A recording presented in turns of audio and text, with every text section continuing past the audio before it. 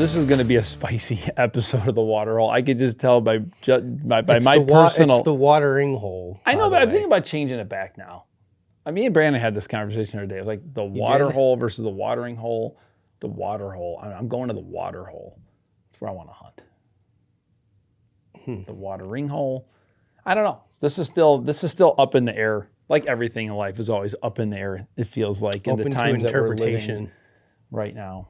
Fair enough. So I guess, listen, just if you actually watch the show and you have a feelings of whether you like. I don't think anyone cares. That's true. They just want it. So listen, bottom line, at this hole today, it's going to be pretty spicy. It is? Yeah, I'm amped up today. All right. You gave me a hard time for my flannel that I was wearing underneath my sweatshirt. Well, because nobody dresses that way. Most people don't dress that way. I won't say fine. Nobody. Okay. You know what? I took it off. I took it off for you. Brandon is...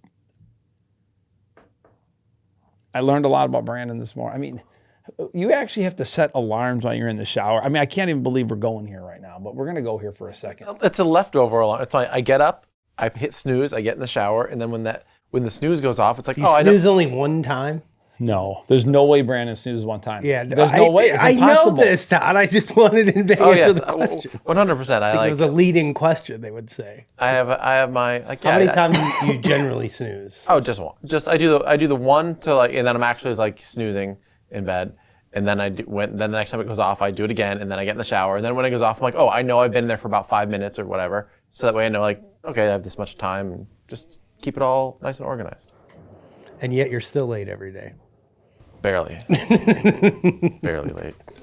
We could make this about an 8. We could talk HR right now if we want to talk HR. No, we're good. Okay. We shouldn't talk. We don't have HR, Todd. We do. You and I are HR. Wonderful. We are model HR citizens. And you are setting an alarm for your daughter now too, or she's setting her alarm because she can't get out of the shower soon enough? She's singing in the shower? She's a girl. They take showers for literally 30 minutes. And I have 2 other kids that have to shower before they all go to bed. How big is your hot water heater? I should have bought a bigger one the last time I replaced it. I think it's like 40. I probably should have done a 50. Yeah. I remember standing in the aisle at Home Depot, legitimately being like, I should probably get the bigger one. And then I was like, nah, this one will be fine. What is the price difference from 40 to 50? I don't even remember. But whatever it is, Brandon, it's worth it for those of you out there with larger families, especially girls. Yeah, I agree. That take longer showers. I agree.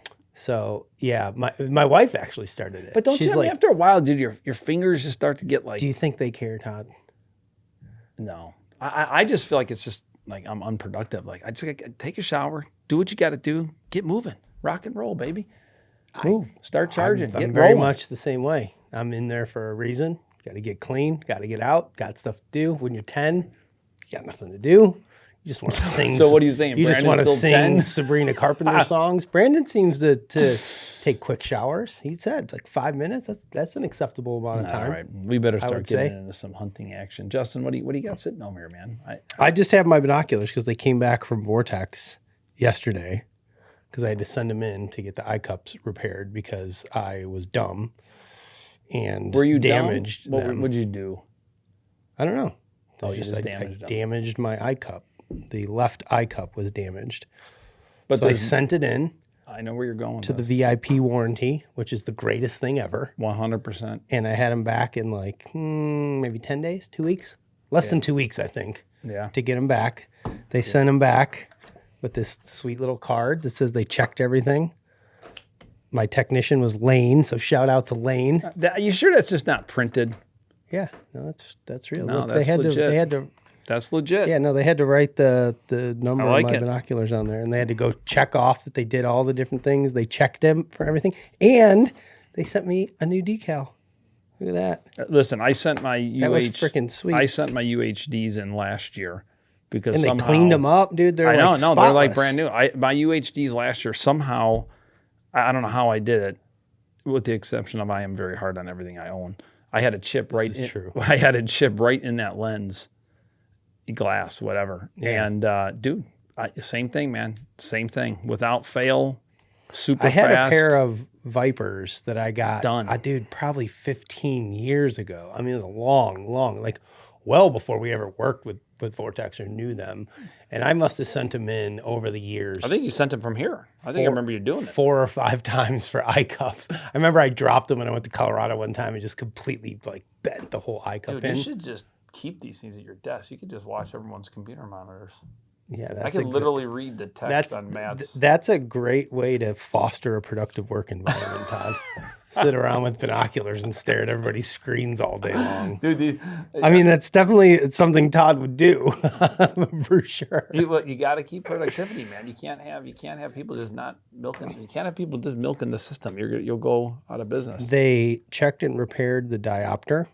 God, these are good. These are nice. They checked and sealed and purged with argon. I can literally read every single one of the words that Janice is typing right now. It's probably typing about you. All right. She literally said toilet paper. I don't know if we're ordering toilet paper or what. Maybe. All right. Well, so I just wanted to shout out to my boy Lane up at Vortex that fixed my binoculars. You know, that's all I wanted. No, I was happy to have him back. I think this is a cool conversation. I really do. Because Justin, before, this is definitely going to guarantee us that we'll never be able to sell these guys a website or ever do any business with them. But we were talking about reviews and the world that we live in and good quality reviews, because we're talking about these. And I'm going to touch this thing because it's just, these just suck. I literally remember telling Brandon, the last pair we had weren't that great. No, we got rid of them. I'm like, Brandon, buy whatever you want to buy. Like, get something better. These were the more expensive ones on the tier. These were like upper middle tier versus like these are like 120 each. Well, I'm going to tell you right now, Sure Company needs to hire a new engineer because this thing is like, this is junk. There's no way, I'm telling, like if we were doing a podcast with the president of this company, dude, there's no way this dude would get in here. The president would get in. I would like to like sit him right here and be like, hey, you need to move your mic a little bit. And then all of a sudden he's like, well, why is this like this? Well, go ahead and tighten it. And then just let him like try to figure out how to tighten loosen this thing and try to move it and then try to tighten it down again without being a superhuman. Dude, this is worse than a Rubik's Cube. I cannot figure out how to tighten this thing. Better than a Rubik's Cube. No, it can't be better than this. I don't know. It's a weird analogy. Okay, that was a shitty analogy. All I'm saying is that this thing is junk. But so when you have a company like Vortex that doesn't make junk, listen, even if they're making a lower end product, okay, and maybe you don't need binoculars a lot. Maybe you just want to watch a few birds in your backyard. You buy a small pair, but you do something stupid. You break them, dude. There is nothing better than being able to have a company that you can count on. Send them back and get it taken care of. I was with my buddy Mike this weekend, and he's got a pair of Diamondbacks or Crossfires, like a lower end pair of binos, but like his eye cups were all jacked up. Like he took them out of his like thing, and he was like, "Oh, look at this," and I was like, "Bro, send them in to get fixed." And he's like, "No, I feel bad." He's like, it's just normal wear and tear. Like they didn't break. Like I caused this issue. I'm like, dude, it's a 100%, no questions asked, lifetime warranty, guaranteed. Like they don't care if it was your fault or not your fault. Send them in and they'll fix them. Like that's part of the great thing about why we like Vortex optics, right? Not to mention the fact that the power of advertising or whatever you want to call it, the power of word of mouth. I mean, if Mike does that, even though he's feeling sorry or he feels like it's not his fault. I get it. The first time I did it, I felt bad too because I was like, they didn't break. Yeah, but I'm going to tell you right, damaged them. But you know damn well, you get the box back. When I got my UHDs back, dude, I was like, hey, Paul, remember those glass? I mean, I told my buddy Paul, like, dude, look at that. They totally fixed it. It was my fault. I'm the one who did it. I know I did it. Sure. Because I had them. I think I was just wearing them like this, and I was on my bike, and I went down, and it's something on my handlebars, dink, just hit it. I remember doing it, and dude, but the thing is, you want to tell people and you get customer service. Well, and the next time you need a pair of binoculars for anything, you're like, yeah, I'm going to keep buying those ones. Right? Why would you not? Why wouldn't I? Why wouldn't you? So, all right. Well, we got to move on. This weekend, we're going to be in Wisconsin Dells at the world famous Kalahari. What are you going to buy? After we get, what? You're very like always obsessed with what I'm going to buy at trade shows. I never buy anything. That's dumb. Yeah, you have to That's dumb. I never buy anything at these trade shows, and you ask me every time. I don't know. You go to a trade show, like, dude. I mean, okay, whatever. Even if you get the damn roasted peanuts. I mean, dude, it's just. I mean, I don't know. Floor peanuts. You're going to the best. You're going to the trade show. It's fun. It's just always fun. A new hat. Come on, a T-shirt. You see one of our other buddies who are exhibiting. Dude, it's fun. I enjoy it. I always try to pick something up. I know you do. Yeah, you and I are just different in that regard. Okay. I used to go to the shows and I used to buy every hunting DVD I could get my hands on back in the day. I would literally scour the show and I would buy every single hunting DVD from every person that was there selling a DVD, and I'd go home and watch them all. But they don't sell them anymore, really. I don't even know that I would. Yeah, I don't know that I would do that anymore. That's what I used to buy. Okay. So I also used to get my magazine subscriptions at those trade shows. So I used to enjoy going there and holding the bears. And you love talking about holding the bear for some reason. You always love to bring that up. I always thought that was freaking cool as hell. I mean, how cool is that? Like to be able to go see a bear cub. I mean, I know some people don't think that's cool and they shouldn't be there or whatever. But I mean, I think they're cool. Yeah, I never did that. You missed out. I like to go look at the deer heads and antlers and dream, and wish. Yeah, that they would just. Usually, there's like a snack. Oh, there's the good snack stick company is going to be there. I forgot what they're called. They're out in the outside area of the show. I'm going to give a shout out to Mark with the paracord, our paracord buddy. Yeah. Yep, he's told me to bring my rattle antlers because he was watching the show and he kept seeing how I would use that rubber piece to wrap them up. He's like, dude, I can just make you something where it will go around and it'll have a little elastic thing and we'll make it like perfect. I'll just be integrated in. I'm like, you know what? You got a deal. So I'm bringing my rattle antlers and he's going to fix them for me. Here you go. Actually, I mean, that's actually one that he made right there, which is pretty slick because that allows you to ability, like if you're like a shed, want to display your sheds and be totally cool. It would take me like 4 years to fill that up with shed antlers. That's pretty cool. The amount that I find. I think that idea came from probably duck hunters, right? They used to hang their duck heads on those and carry them out. Probably. But it's pretty cool though. Okay. I dig it. So yes, we will be at the Open Season Expo this weekend. Stop by and see us. Who else? Who's going to be there? Any of our broskies? Tethered's usually there. I think Lou's going to be there with Stealth. Yes, for sure. Who else are we forgetting? The guys down the way had a bunch of muddy Lou is boots. so good at wrapping stuff. I should just bring all the stuff I want to get wrapped. Be like, hey man, can I pay you to wrap my stuff?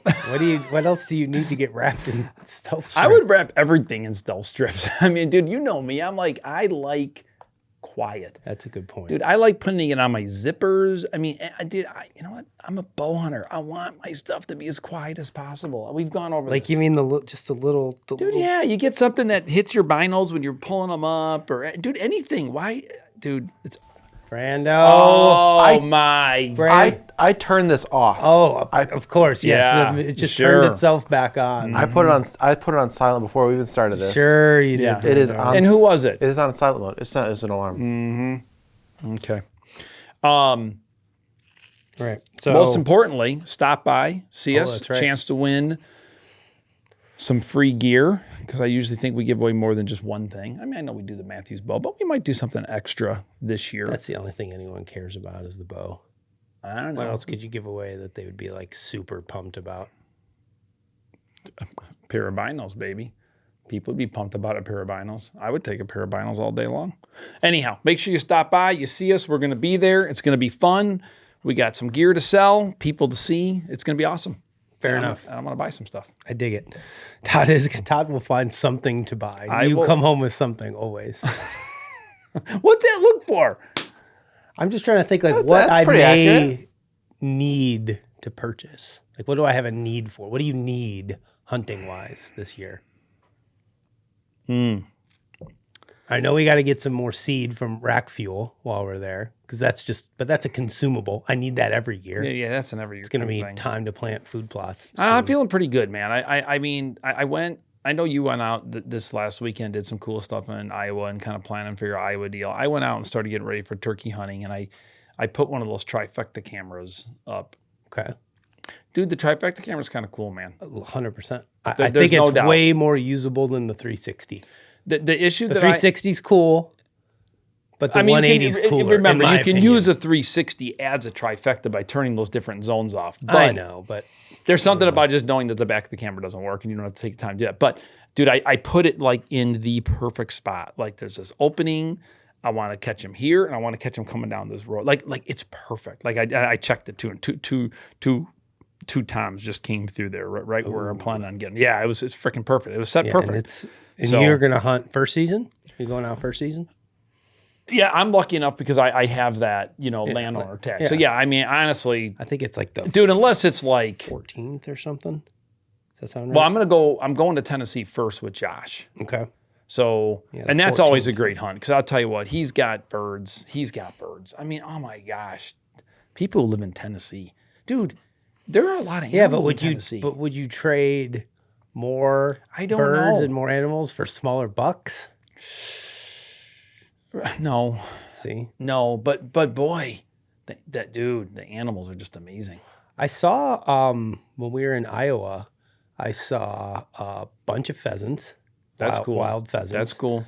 A lot of woodcocks. I kept kicking up woodcocks all over the place. Dude, I love those things. And I flushed a whole covey of quail as well, which was pretty cool. Because I mean, and that was all public land. Yeah. Do they manage their? I've never been on Iowa public land before, so I have no idea. Do they manage their public land similar to what you've seen when you went to Kentucky?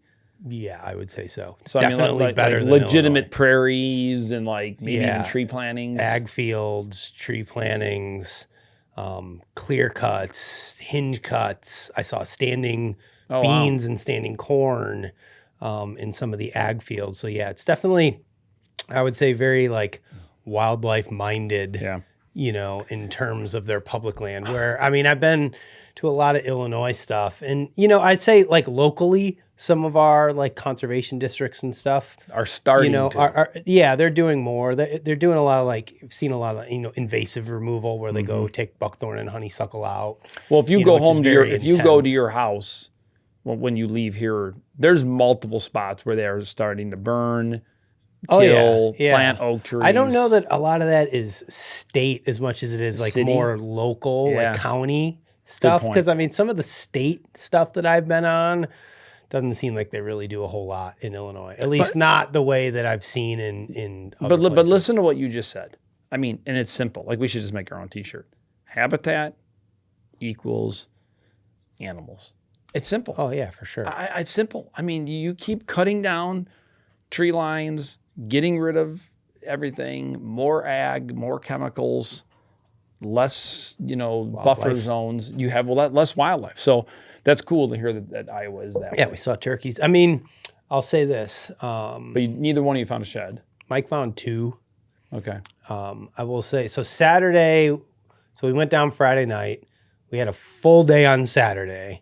And then we had a few hours on Sunday morning before we needed to You said he put out 14 miles the one day. Saturday, I walked 14 miles. And we walked, I think, 3 different pieces of ground. And I'll be honest with you, we got done at the end of the day and we were sitting there. We were just beat down. It was a long day. Yeah. It was a lot of walking. And we were sitting there eating dinner and we're kind of looking at each other like, are we missing something here? Like we didn't find anything that we were excited about. I mean, nothing. Zero. Ooh. Like we saw very little sign, very little buck sign. And we just kept thinking like, oh, we just got to keep going. We're going to find it, right? Just keep walking. It's here somewhere. We're going to find it. Let's go over there. Let's go over there. Let's do this. Let's do that. And I mean, I should have known the very first piece we went to, I ended up in an ag field, right? So I walked through all this timber and stuff and I'm like, yeah, there's just really not a lot of buck sign here. There's some ag down over there. I'm going to go see if, what's going on down there. I walk down and from a distance, I see standing corn. So I'm like, well, hell yeah. Of course I'm going to walk over there. Now there was like why would you not? ATV tracks all over the field. Like somebody had driven down there, I'm sure looking for sheds. Can you drive ATVs on? I don't think so, but I mean, that's not going to stop people. I mean, it could have been the farmer. I have no idea. But I was like, okay, I'm going to go at least walk over there and see what the sign looks like. And I got over there and dude, all the corn still had cobs on it. Like all the standing corn. Like I walked up to it, was one of the first things I did. And I looked and I was like, okay, there's corn everywhere in this field still. And even back home, dude, it wasn't that big of a field. And for Southern Iowa, it's supposed to be all these deer. And I was like, okay, this is weird. Well, I got to the other side of the corn and there was beans. There was an acre of standing beans. And I walked out into that and there was beans on every plant. And I was like, dude, even my spots around here, if I had an acre of standing beans in the end of March, would be gone. There would be no beans left. right? And so I was like, well, this is really weird. Well, is it because there was just a lot though? No, dude, there wasn't that many. It was an acre. Oh, I mean, and we're in the middle of a 1,000-acre chunk where the majority of it's timber. are they doing any kind of CWD controlled shooting or anything? No, like well, that? you know what it ended up being, what I believe it is anyways, is they've been hit hard with EHD the last 2 years. Oh. So I think the deer numbers in total of where we were at, like we were seeing a lot of like old buck sign, old rubs, but really, I mean, I'm telling you, I was walking like the most pristine habitat. Like I've walked enough pieces of ground in my life to know where there should be buck sign. Yeah. Like you go and you're like, this is it. perfect. This is everything you could ask for. I can appreciate the trees are the right size, the right type. They're on the edge. There's no scrapes. There's no rubs. And I'm like, what in the hell? So again, we walked 14 miles, bunch of different pieces. And it's not like we didn't see anything. We would run into really small pockets where we would see good sign. And it'd be like a little chunk, like that little chunk of woods over there is like got a pretty good concentration. Like there was a buck living in it last fall, but like nothing on a large scale. So we're sitting there going, like, are we missing something? What in the hell is going on? Do the bucks just not leave sign down here? Like No. what is it? And then Sunday we went to a different piece that was probably an hour-ish away, and it was night and day difference. Like the amount of deer sign, buck Give sign. me a call. I got Justin's access to his hunt stand account. So Rubs, scrapes, like it was just. can But get the you problem is, like, intel. we're not going to draw tags until 2026. So I mean, who knows? That place could get annihilated with EHD. now this you summer. just said Hopefully we draw tags. okay, in okay. 2026. Yeah. So it's not a guarantee. How many points? How many points do you have? Not enough to draw. It depends on the zone that you're. Because that you're isn't going it? to. Listen. I've And every heard that year there's it's getting scope worse. creep. Right. So Yeah, or not point scope creep. creep, but point creep. I Sure. mean, so basically, I'm thinking of our website project. Yeah. I mean, yeah. I'm trying to think what I got. I feel like I have 5 or 6 points. 6, you're probably good. I think anywhere you want to go. 5's a crapshoot. Okay. 5's probably a 50-50 shot in southern Iowa. But Any of the southern zones. But what's cool is you're doing it right. I mean, you're going a year early, which is totally smart. Well, I mean, listen, dude, it's like anything in life. If you don't just start getting out there and doing what you're doing, dude, how do you learn? Like at least in your brain, you could be like, you know what? I don't think that much has changed in a year. I'm not going to that spot. I like these two better, and that you're doing it right. Yeah, and there's a lot. There's a lot to pick. Like, I mean, I walked 20 miles in 2 days, and I pull up my map and I looked at like and I didn't put a dent in what's there. Really, in total amount of land that's there, and it was like that's cool. That's cool. I mean, that's gotta. I mean, I know. I mean, it may feel a little. I don't know. Like, I mean, I feel like I bit, could go but walk 20 miles every weekend for a month and still not cover That's enough. cool. So the question really becomes like, okay, in a week long hunt, let's say you go Saturday to the following Sunday, you're hunting 8-9 days. Like, how many spots do I need? Right? How big of a piece is good enough? Am I just going to stick it out? Am I going to bounce around? Because we all know, especially when you go into a place for the first time, like there's some fine tuning. Sometimes you just get lucky and you're in the right spot at the right time in that first hunt or two. Sometimes you go in, you hunt a spot once or twice and you're like, crap, the deer are just a little bit off. Oh, maybe they're coming from a different direction. I thought they were coming from here and going to there. It turns out they're doing the opposite. Wind changes, like whatever. Like, so I'm like, okay, we found, a piece that we really liked that seems like it's going to hunt pretty big. It's kind of tough to access. I can't imagine there's going to be a ton of people. I mean, we're a mile, where we want to hunt is a mile or more from the truck in any direction through the timber. It's not like you're walking through a freaking ag field. Then there is a big difference between walking a mile down a road on the edge of an ag field and walking a mile through the timber up and down valleys and washouts and everything else. So again, I was like, okay, like I could probably just come hunt here for a week and be totally fine with it. Yeah. But like, there's this weird thing where it's like, we want more. So we're like, we got to go scout that piece, and we got to hit over there. We got to, do all these other things. Now is when to do it, though. Not when it's time. I would say now you're putting the boots on the ground. You're laying down your next tracks. year we want to try to get there earlier, February. Probably. It was a little warm, even though it wasn't warm, but like when you're walking that far, even when it's 50s and sunny, you're sweating and, everything's muddy. Well, this is going to be fun. I know you hunted Iowa. 2019, I think it was. Yeah, we won't go there. It's a good episode. If you haven't seen that episode, you should watch it. Yeah. So, it was a little bit of misfortune you had on that trip. Little bit. That seems to happen to you every once in a while. It happens to the best of us. I mean, what are I going to do? It's life. I guess. I don't know. Do you remember what happened? I'm trying to do the boat blow up, the arrow blow up. The arrow. Arrow blew up. The arrow. That was a bummer. That was a bummer. But that's okay. This is like redemption now. Like, this is it. You're coming back. Yeah, and I mean, I was talking to a couple guys on our team last night. We're going to try to, I think, do Kansas this year, public. So, I mean, that one will be one where we go in kind of sight unseen. I knew that's kind of fun too. I knew I only had one weekend this year to get away and scout, and I was like, I'm more concerned about making the most out of my Iowa tag, because realistically, this will probably be the only chance I get to hunt down there. I mean, if you think about point creep and everything, I mean, dude, I'll be 46 next year, when we finally hopefully draw tags. If it takes another you're not gonna be dead in 6 years. Yeah, dude. but if it takes another 6-7 years past that, like, how much am I going to want to be doing this public land? Jesus, dude, I'm 53 and I still you don't do like... jack shit for public land. Well, hunting. You ain't packing a mile in. You're riding your e-bike across your farm and that's climbing because I into like the tree bikes. stand. I like my bikes. Like, if I told cycling. you, hey, we're going, like, I've tried to get you to do public land a few years ago and you didn't want to do it. Peace out. So don't act like, I like my, I am fighting every possible, just, I am just staying focused this year, like, on what I got.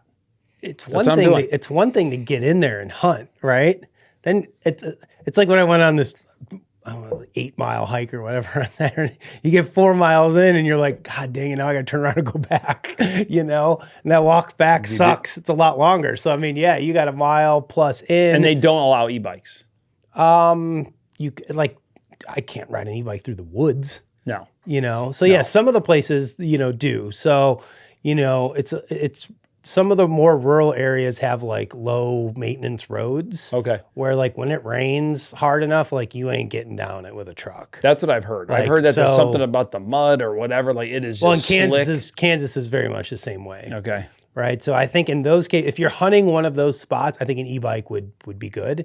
But you'd be surprised, dude. I mean, if you can't drive your truck down there, even if you have a good fat tire, but a lot of time clogged. But a lot of time they're riding on like the shoulder and the grass stuff, not necessarily in the mud. Okay. But yeah, the first spot we went to, like, we turned off the gravel into one of those roads. Fortunately, it was cold that morning and it wasn't super wet, but like we got down into one of those bottoms and you could see the ruts were a foot deep, where guys have been driving through it, this spring and last fall. Fortunately, I think the piece that we liked was off of a gravel road. So hopefully the access wouldn't be an issue.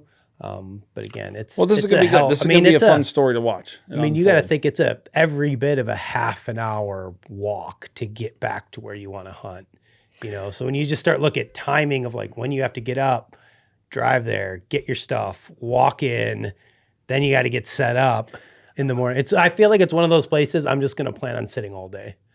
Like, because if we go in November, dude, and it's in the middle of the big timber, I'm like, dude, I'm just gonna sit all day.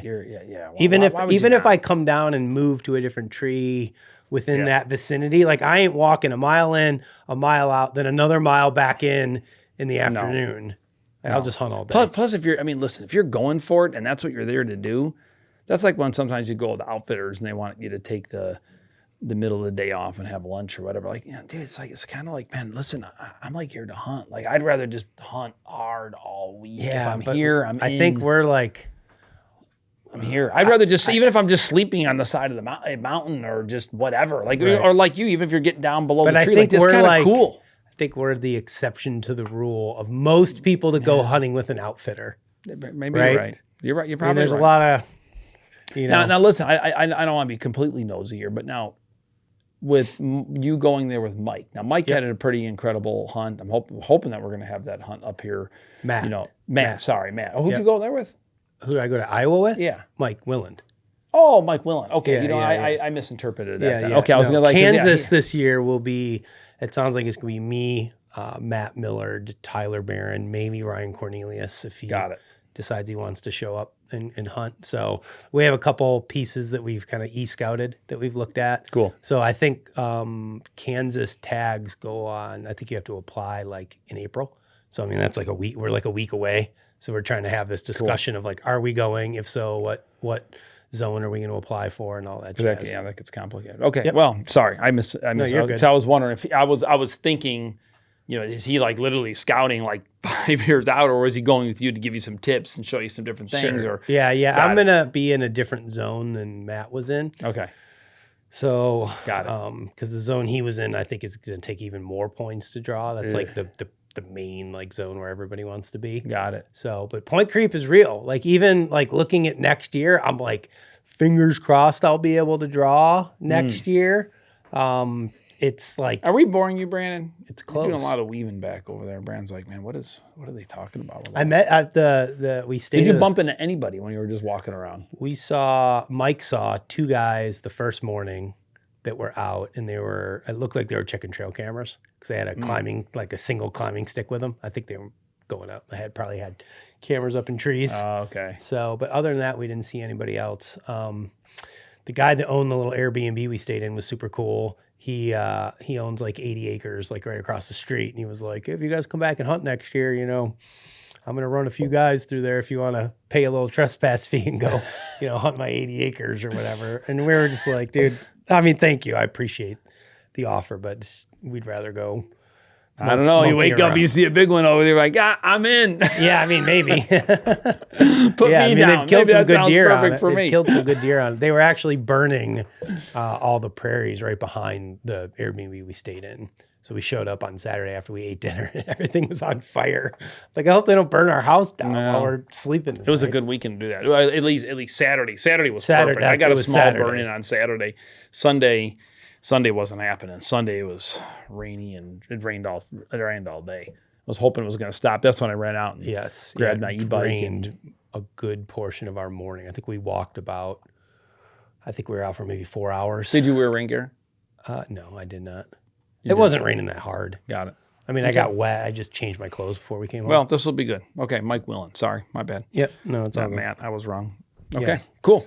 So yeah, I mean, Matt, you know, with the Southern Iowa thing, right? I mean, you draw, and now you have to build. Let's say you need 6 points, right? So you have to, you know, you go hunting. Now you got 6 years of points, and on your 7th year, maybe you can draw another tag, right? So I mean, you're talking every 7th year that you can actually get down there. So again, I our think plan I'm going is to to do go next year too.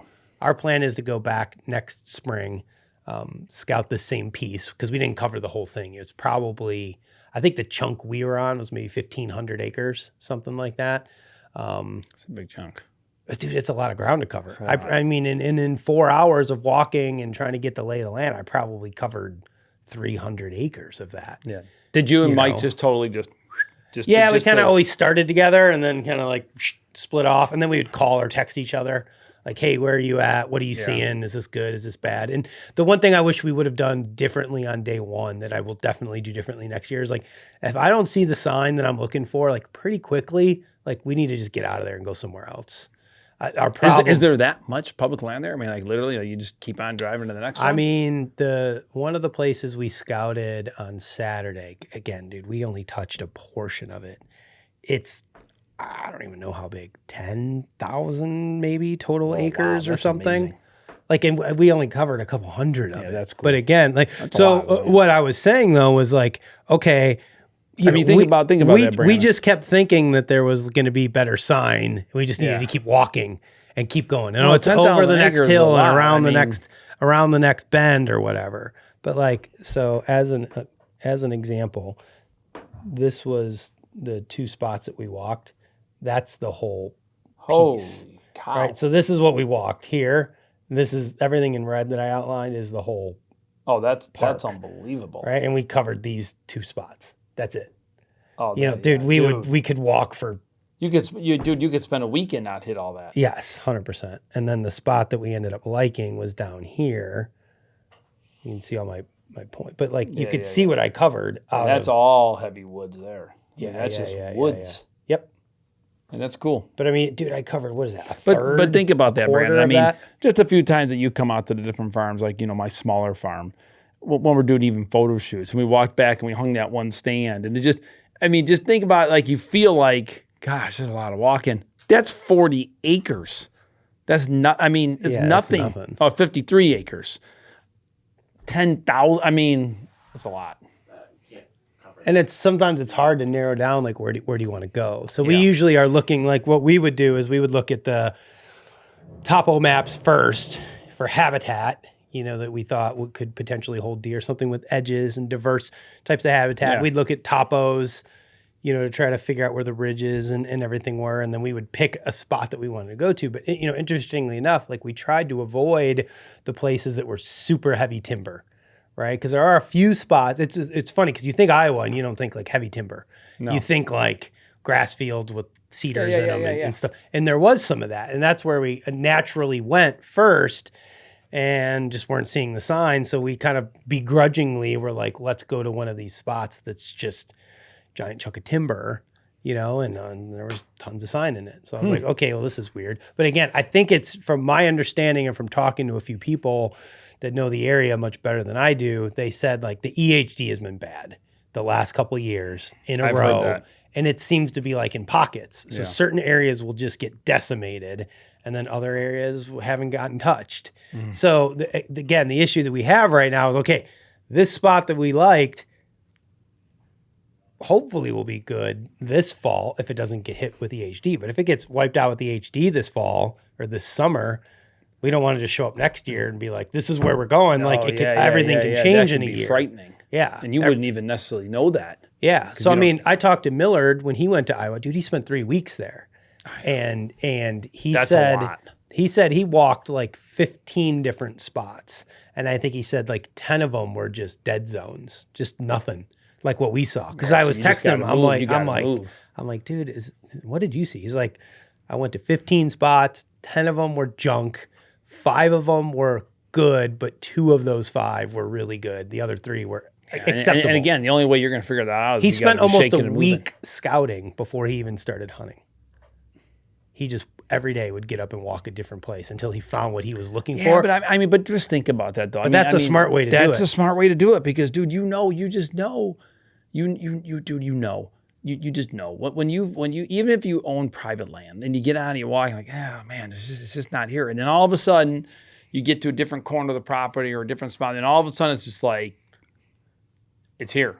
Yeah. There's action. The scrapes opened up. There's rubs. There's just signs. I couldn't believe how far I walked on Saturday and like couldn't buy a scrape. I was like, you can't, there's no, dude, I was so like dejected and thinking like, do I not know what I'm doing? Like how can I walk this Justin, far? When it's not there, it's not there. I know, but I just kept thinking I was looking in the wrong spot. Like maybe they're over here, maybe they're over there, maybe they're this, that. And we definitely, those first couple places, we found a lot more dead deer on them, whether they were EHD kills or not, I don't know. But there was substantially more dead deer that we found than we did like the second day. We each walked, 4-ish miles. So 8 miles between the two of us. And we found I found some really old bones and whatnot, but like we only found one like fresh dead deer. Okay. So well, we'll have to keep tabs on this adventure. Yeah. But I would definitely say, I think the one area that I've gone wrong in the past with some of these out of state public trips is not doing what we just talked about, like what Miller did, which was spending more time scouting than hunting, because you feel this real sense of urgency. You hit the road, you drive there, you got all your gear. You want to go hunting. You just want to go hunt. Of course. And you're like, I'll scout and hunt at the same time and move around and this and that. And the reality is they are two different things. Not when you got 10,000 acres. Yeah. And no freaking way. Yeah. And I think I've wasted more time hunting spots where there weren't deer or that weren't good when I would have been better off, quote unquote, wasting that time scouting and spending a little bit less time hunting, but hunting in the right spots. I don't know at what point I talked to him last year, Matt. I don't know, maybe it was in our chats or I don't know where it was, but somewhere it popped up where it's like, No, I've been here for 6 or 7 days and I haven't even hunted yet. So somewhere it popped up and I was like, holy this guy's die hard. I mean, I was impressed because, you're 100% right, dude. When someone's like, hey, I'm going on a hunting trip, you're thinking you're going to be popping in those woods right away and you're going to be getting after it. But that's the right way to do it. You might as well burn that time to find the sign. And then you just know, like when I go in there and I get the wind right for how I want to hunt that spot, I should be in good shape. That makes complete sense. Yeah. I like it. Good stuff. All right. Yeah, no, it was exciting. So did you watch or listen to the YouTube video I sent you the other day? I'm going to say that's a no. The question, I was just the way you were looking at me. Justin, I'm always looking at you. Yeah, yes, I 100% did. Okay, so we're talking about the Cam Hanes podcast that I sent you.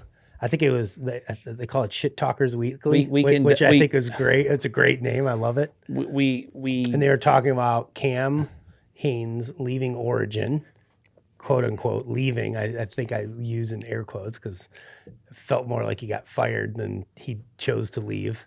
I don't know. I don't know. I mean, that's not even the point of it. The point of it and why I sent it to you is I was like, it's funny, not funny, but validating, I guess, to listen to a guy like Cam Hanes, who's at the highest of highs within this community, which is a small community, and he still struggles with the same bullshit that we all struggle with on the business side of trying to do what we do. Guys, and it was just, I guess it was just very validating to hear a guy like Cam, sit there and gripe on his podcast, because it literally sounds like you and I griping when we're not, on camera. Hey, listen, people don't, Justin, people have no idea how much work. I mean, listen, I was here 10 years before you, okay? I mean, with the whole hunting net days and street creds and coming up with domain names and ideas and building websites and building email lists and getting traction and making yourself known. Dude, holy shit. It is freaking work and work all the time. And yet, yes, listen, there are some people who get more lucky than others. Like Cam Hanes, are you kidding me? Dude, listen, I mean, I don't follow the guy on every single adventure and every single social media post.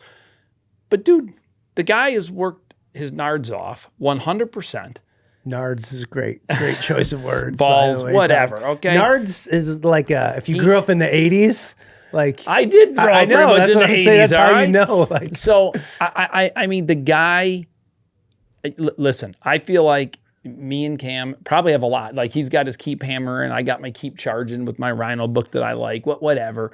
You know what? With all the different businesses that you've been a part of, and dude, you're here. You see the freaking struggle. I mean, geez Louise, even with our pheasant hunting club, 22 years later, you're still, how many hours we were in that conference room yesterday, just, figuring out how to stay ahead, to make, and it's like not stay ahead so the owner or the owners make more money, like so you can freaking guarantee that there's going to actually be a business there in 3 years, 5 years, 10 years. Like it's a freaking lot of work. And Cam's 100% right. I've been effed by people not paying their bills. I like what he said too, because we've always said that this. Sucks, dude. Dude, I mean, listen, I kind of pride myself on, dude. I pride myself on, man. We've screwed up before and have got into things that we didn't like, dude. And dude, we've manned up and we've paid our bills. Sure. And we followed through, and it sucks, and I hate it, and you lick your wounds and you walk away. And yeah, dude, it sucks. It's not easy. Yeah, but I mean, he was talking about like he had a deal with Yeti for a couple years, and they just didn't pay one of them. But it's like, what's he gonna? He's Cam Hanes. Like, is he gonna go get his lawyer and sue Yeti? For that money? He's like, I'm effed. No.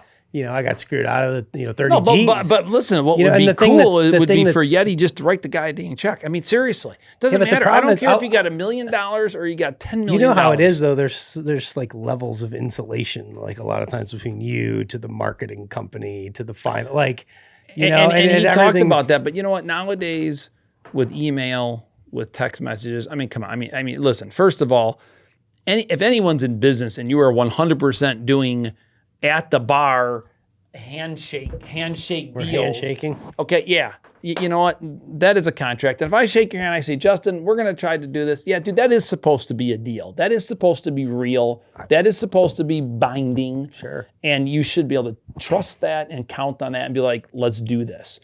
You know, and yeah, dude, things do happen. And I'll tell you, there's no doubt about it. You know, dude, when money gets tight and things change, it's not easy. It's not fun. Yeah, and I think having sat on the other side of this table for so long now, you know, I remember being a young person that didn't understand jack shit about how any of this works.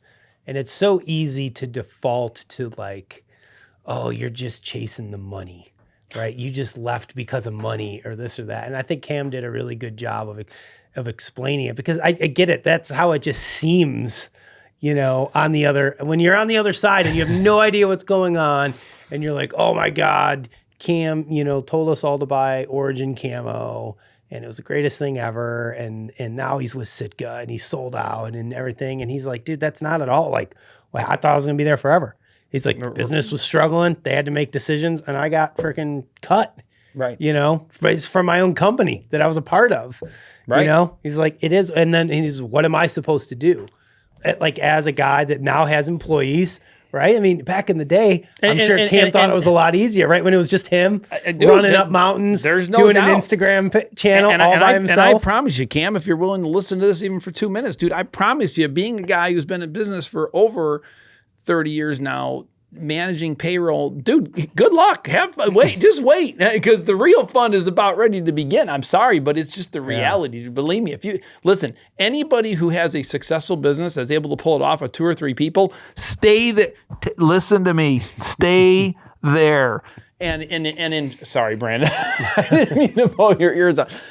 But seriously, if you are one of those people who are lucky enough to be able to pull off a business like that, 2 or 3 people, and you can really do well. Like, I get it. Like, you watch Shark Tank and you're like, hey, that's you can build on that. You can expand that. And that's cool. Like, that's great for some people and some people can handle it. But man, you know, employees change the dynamics. And you're right. When all of a sudden you're staring down the eyeballs of people that you've made commitments with and you got all these things, and Cam, it definitely changes. You're going to wish maybe it was... But I can never fault, you know, somebody who's trying to, you know, support themselves and other people. Dude, for I'm not signing a deal somewhere else. Like, dude, that's just how this game works. You know, 100%. And I love all the memes that people make about it in reels. Oh, he brought it up. Yeah, I mean, I think it's hilarious, but at the same time, it helps him too. I mean, like, at the end of the day, like, you know what I mean? Well, yeah, they go viral, and it just puts more eyeballs on him and who's this and what are they doing? Working and why with. Are they doing? So yeah, I mean, you know, it's any publicity is good publicity. Is that what they say? That's what they say. I don't know who they is. Who's they? They is just they could be anybody. World. I mean, if someone said it, they said it, right? All right. So, I got 2 more things for you. I think it was. I think it's a good watch, though. I think it's a good watch. It's a good listen, and people, you know, should. Yeah, I mean, dude, I was definitely in the early days of Cam Hanes a hater. I was for sure a hater. I was like, this blowhard. Dude, the guy's a fucking badass. I mean, I know he was a badass. Dude, he could fucking pick you up and carry you up the mountain. Dude, he'd freaking rip your legs off. I don't know he's how not you looking as jacked anymore. It doesn't mean you don't have to be, dude. It's about jack doesn't get you nothing but a smaller wiener. You're better off. That's all it gets you. That's it. Oh my God.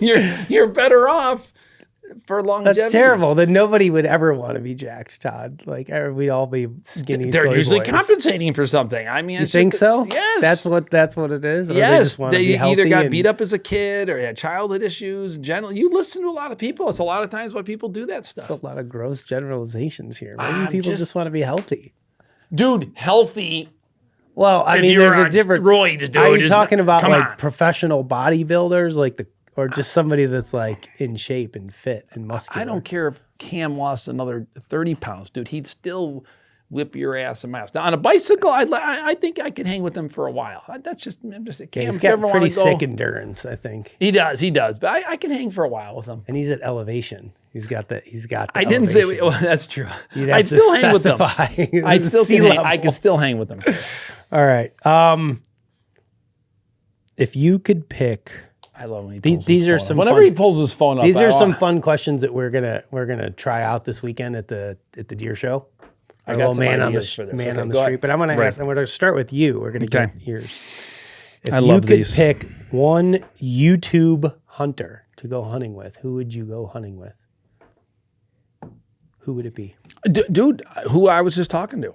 I appreciate his endurance. I appreciate his Cam? willingness to frickin' be die hard and climb the mountain. I read his book. Dude, I'm all in. I would go with Cam 100%. Fair enough. It changes over time. I'm really hooked on the guys from the Hunting Pressure right now. I just think they're great. I think we'd have a good time. You know who though? Before then, and I would say not even really a YouTube hunter, but I'd go with Jared from Whitetail Adrenaline. I like to go on a hunt with Jared. you know, he's a badass. I listen. Jared has been pounding the streets for as long as you and I have, and you know what? The guy. He's the pioneer, the public land pioneer in my eyes. He might drink a little bit more than I can handle. No, dude, I think he's really mellowed out in his older age now. That's usually a good thing. In the younger days, dude, I wouldn't be able to hang. The old Whitetail Adrenaline days, dude, I couldn't hang. No, I tried. But a you few know times. what? I couldn't hang. You know what? I think a guy like him though, he is so passionate. And he is so ate up with it. You know, dude. Yeah, I think it'd you're be a right. blast. That's a cool pick. All right, Todd. My last question for today. This is going to be. Todd Graff is elected president of the Illinois. I already told you about the sweatpants. That's is the number one. Illinois DNR, and you can make one of these two changes with the stroke of a pen. Executive order, Todd Graff. You have the choice between eliminating crossbows from archery season or cutting the gun season in half. Those are your two options before you, Todd. Which are you signing? I really think Illinois should put the gun seasons back how they were. I didn't say back how they were. I just said in cut half them in is just about in half, dude. They pretty much have doubled them. Well, not everywhere. What do you mean not everywhere? Well, because we have our CWD seasons up north, but they don't have those down south. Yeah, but they have a holiday season. But they're does only. Those seasons are doe only for them. Guns. You're going guns? I'm going guns. Okay, fair enough. I'm going guns. My answer differs from yours, only because my fear would be if we cut the gun seasons in half, all those guys would just pick up crossbows and go crossbow hunting. So my answer was to get rid of the crossbows during archery season, and then we would form a separate, shorter crossbow only season that would mandate that you had to have your crossbow in your trophy photos when you post them on social media. That I would. Now that listen, you know where I stand on that. That's not even, dude. You know right where. And the thumbnail of your YouTube video, because I've clicked on a bunch of YouTube videos where I was like, these kids like with this big buck and this. I'm like, hell yeah, you know. And then I watch him shoot it with a crossbow out of a box. Justin blind. got sucked into some clickbait. Yeah, well, that was like a big buck, you know, and they were young.